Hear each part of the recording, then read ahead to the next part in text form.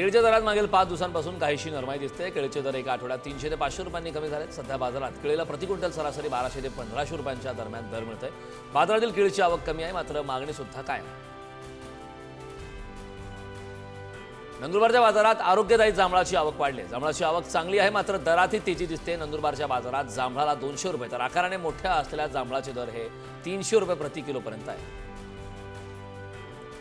यंदाच्या हंगामात मुगाला कमी भाव मिळतोय। देशातील मुगाचे उत्पादन वाढण्याची शक्यता आहे। तसेच आयातही चांगली सुरू आहे, त्यामुळे मुगाच्या दरावर त्याचा परिणाम जाणवतोय। केंद्राने मुगाला प्रति क्विंटल सरासरी 8,652 रुपये हमी भाव जाहीर केले। देशात आणि आंतरराष्ट्रीय बाजारात कापसाच्या दरात चढउतार सुरू आहे। कापसाला देशात उठाव संत आहे, तर आंतरराष्ट्रीय बाजारात ही मागणी कमी आहे। त्याचा दरावर परिणाम जाणवतोय। देशात आजही कापूस प्रति क्विंटल सरासरी 7,000 ते 7,500 रुपयांनी विकला जातो। वाशिमच्या रिसोडमध्ये या वर्षाच्या खरीप हंगामात हळदीची लागवड वाढणार आहे। हे क्षेत्र 4,500 हेक्टरपेक्षा अधिक असेल असा अंदाज कृषी विभागाने वर्तवला आहे। आगामी खरीप हंगामाच्या कृषी विभागाने नियोजन करेल। बियाणे आणि खतांची उपलब्धता निश्चित केली।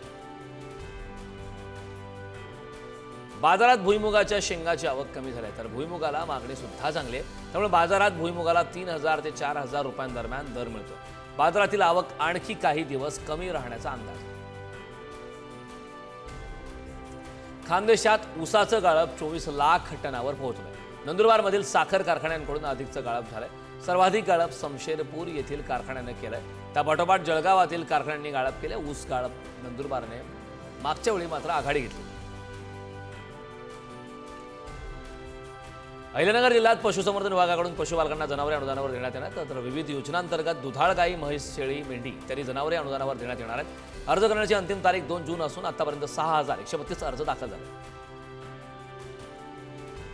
वाशिम जिल्ह्यातील शेतकऱ्यांनी कृषी विभागाच्या मार्गदर्शनाखाली घरगुती सोयाबीन बियाणे तयार करण्यात आले। शेतकऱ्यांनी तब्बल 2,58,430 क्विंटल बियाणे तयार केलेत।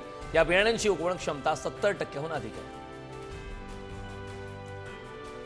जालन्याच्या भोकरदनमध्ये 1 लाख हेक्टरवर खरीप पेरणीचं नियोजन करण्यात आले। पेरणीसाठी लागणारी खते, बियाणे आणि औषधांची मागणी कृषी विभागाने केली।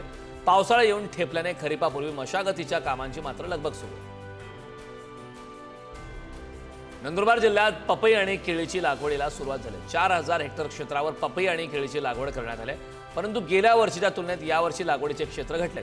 तर जिल्ह्यात सातत्याने हवामान बदल होत असल्यामुळे लागवडी क्षेत्रात घट झाली असल्यामुळे तशी शक्यता आता वर्तवली आहे। नांदेडमध्ये उन्हाळी भुईमुगांची काढणी अंतिम टप्प्यात सुरू आहे, मात्र उत्पादन घटल्यामुळे भुईमुग काढणीला मजूर मिळत नाही, त्यामुळे शेतकरी हवालदिल झालाय।